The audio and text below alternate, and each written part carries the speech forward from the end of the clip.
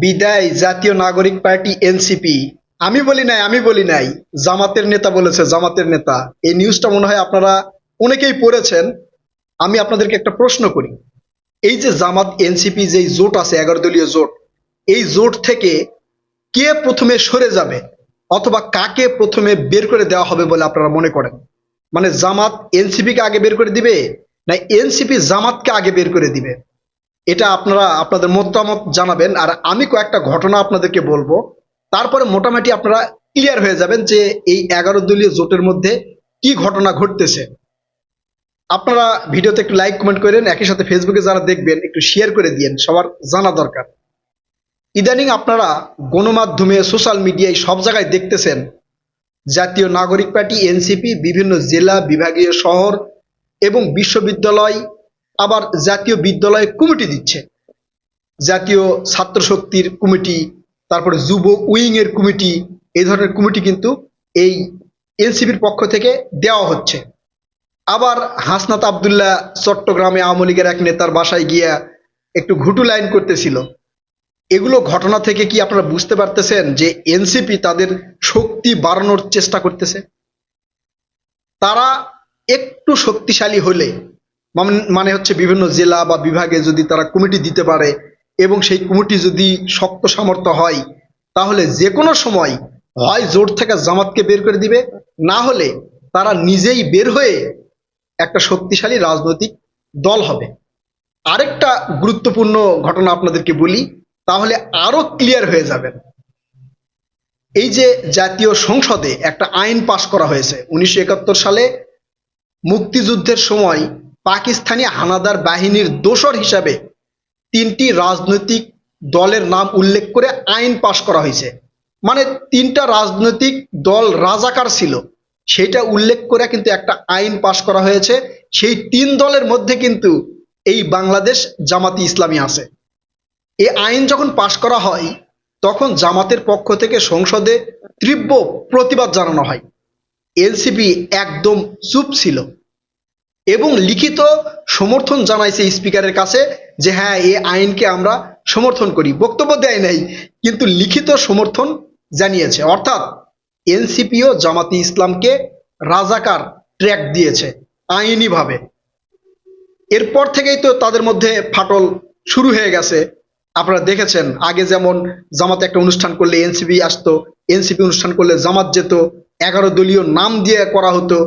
সেই ধরনের শুধু নামে তারা কিছু সমাবেশ উল্লেখ করলেও সেখানে শীর্ষ পর্যায়ের নেতারা একদম যায়নি বললেই দেখা যায়। আবার এই যে স্থানীয় সরকার যে নির্বাচনটা সামনে আসতেছে, এই নির্বাচনে এনসিপি ঘোষণা দিয়েছে তারা এককভাবে নির্বাচন করবে। আপনারা ঢাকা সিটি মেয়র নিয়ে নানা ধরনের আলোচনা সমালোচনা শুনতেছেন। ঢাকা দক্ষিণ সিটি কর্পোরেশনের মেয়র হিসাবে আপনার নির্বাচন করবেন সাদিক কায়েম, আবার এনসিপির পক্ষ থেকে নির্বাচন করবেন আসিফ মাহমুদ সজীব ভুঁইয়া। এই ধরনের কথাবার্তা শুনতেছেন না? আচ্ছা, এই যে ঢাকা দক্ষিণ সিটি কর্পোরেশন নিয়েই এত মানে উচ্ছ্বাস, উল্লাস, আশা আকাঙ্ক্ষা কেন? ঢাকা উত্তর সিটি কর্পোরেশনও তো আছে, তাই না? সেটা নিয়ে কিন্তু এত উচ্ছ্বাস উল্লাস নাই। এর কারণটা কি? এটা কি সচিবালয়ের পাশে বা ক্ষমতাশালী সিটি নাকি? আচ্ছা যাক, এটা অন্য আলাপ। আজকে যে আলাপটা করতেছি সেটাই আপনাদেরকে বলি। এই 11 দলীয় জোট আগে থেকেই ফাটল শুরু হয়ে গেছে, নির্বাচনের আগে থেকেই। দেখলেন চরমোনাই বের হয়ে গেল, ইসলামী আন্দোলন বাংলাদেশ সেখান থেকে বের হয়ে গেল। বের হয়ে যাওয়ার পরে এখন এনসিপি এককভাবে নির্বাচন করতে পারলো না, এই 11 দলের সাথে জোট করলো জামাত। মানে এনসিপি যা চাইছে জামাত তাই দিছে, কারণ এনসিপি কে খুব দরকার ছিল। এখন এনসিপি হয় ওখান থেকে বের হয়ে যাবে, না হলে এনসিপি জামাতকে বের করে দিবে। জামাতের নেতা ব্যারিস্টার শাহরিয়ার কবির তিনি একটা ফেসবুকে পোস্ট করেছেন। সেই পোস্টে লিখেছেন, মানে শালীন ভাষায় লিখেছেন যে এনসিপি কে বিদায় দেওয়ার সময় এসেছে। কেন তিনি এই কথা লিখলেন? এবং সেই পোস্টের শেষে লিখলেন শুভকামনা।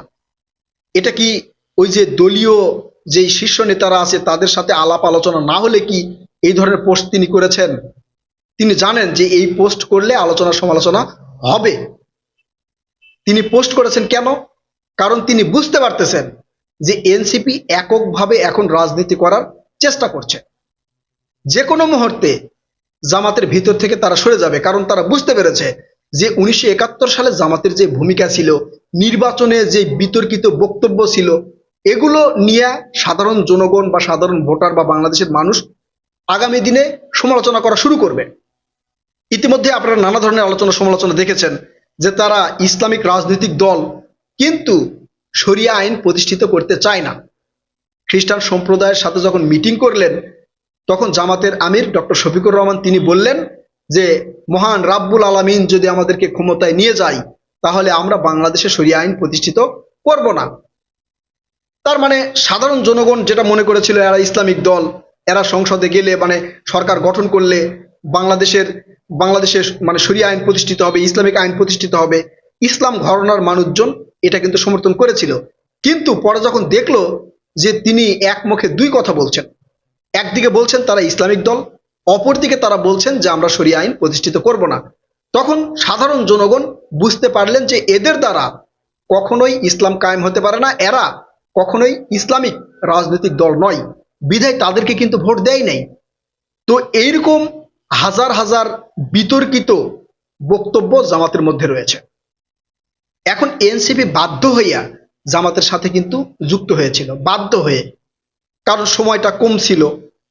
মাত্র 16-17 মাসে একটা রাজনৈতিক দল সারা বাংলাদেশে প্রভাব বিস্তার করবে, জনপ্রিয় হয়ে উঠবে, এটা এনসিপি কেন কোনো রাজনৈতিক দলের পক্ষে সম্ভব নয়। তারপরেও এনসিপি যতটা এগিয়ে গেছে, অন্য কোনো রাজনৈতিক দল এগিয়ে যেতে পারে নাই।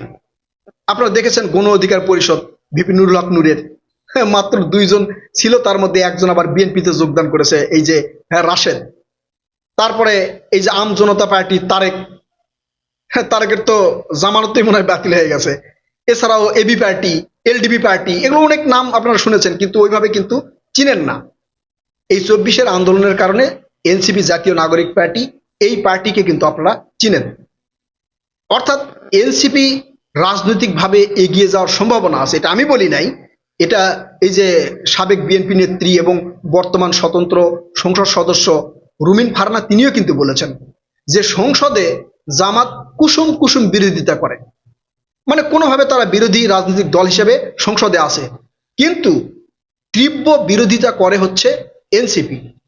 আপনারা দেখেছেন হাসনাত আব্দুল্লাহর বক্তব্য, নাহিদ ইসলামের বক্তব্য, হান্নান মাসুদের বক্তব্য, তারপর আক্তার হোসেনের বক্তব্য, তারা যে বক্তব্যগুলো দেয় এটা বিরোধী রাজনৈতিক দলেরই বক্তব্য। এটা হওয়া উচিত, বিরোধী রাজনৈতিক দল শক্ত হওয়া উচিত, কিন্তু জামাত কুসুম কুসুম বিরোধিতা করে। এখন এই কুসুম কুসুম বিরোধিতা করার ক্ষেত্রে অনেকে অনেক ধরনের প্রশ্ন তোলে। অনেকে বলেন যে এটা আসলে এই নির্বাচনটা ইঞ্জিনিয়ারিং করা হয়েছে, মানে জামাত এতগুলো আসন পেত না, জামাতকে এতগুলো আসন দেওয়া হয়েছে, বিধায় জামাত কি করতেছে, কুসুম কুসুম বিরোধিতা করতেছে, মানে যেগুলো না বললে না সেগুলো বলতেছে। এখন বেশি বিরোধিতা করলে যদি ওই থলের বিড়াল বার হয়ে যায়, যে ইচ্ছাকৃতভাবে তাদেরকে আসন দেওয়া হয়েছে, এগুলো যদি বের হয়ে যায়, এই জন্য জামাত কিন্তু তীব্র আলোচনা করতেছে না। এই ধরনের আলোচনা সমালোচনার হাত থেকে বাঁচতে এনসিপি হয় জামাতকে বের করে দিবে, না হলে এনসিপি নিজ দায়িত্বে ওই 11 দলীয় জোট থেকে বের হয়ে আসবে, এসে তারা এককভাবে রাজনীতি করবে। আপনারা আরেকটা বিষয় যদি লক্ষ্য করে দেখেন, জামাতের চেয়ে কিন্তু এনসিপি দিন দিন শক্তিশালী হচ্ছে। ভবিষ্যতে বিরোধী দল বলেন বা রাজনৈতিক শক্তিশালী দল হিসাবে যদি দেখেন, তখন বিএনপি আর এনসিপি থাকবে বলে আমার মনে হয়। আওয়ামী লীগ যদি ফিরে আসে সেটা হয়তো রাজনৈতিক ক্যালকুলেশন চেঞ্জ হয়ে যেতে পারে, কিন্তু আওয়ামী লীগ যদি ফিরে না আসে তাহলে দেখবেন ওই আগে ছিল হচ্ছে ধানের শীষার নৌকা আওয়ামী লীগ আর বিএনপি, আবার পরবর্তীতে দেখবেন শাপলা কলিয়ার ধানের শীষ। প্রিয় কলিজার ভাই বোনেরা, আপনারা কি মনে করছেন? আপনারা আপনাদের মূল্যবান মতামত কমেন্ট করে জানাবেন। কথা হবে নতুন কোনো ভিডিওতে ইনশাল্লাহ। ততক্ষণ পর্যন্ত ভালো থাকবেন। আল্লাহ হাফেজ।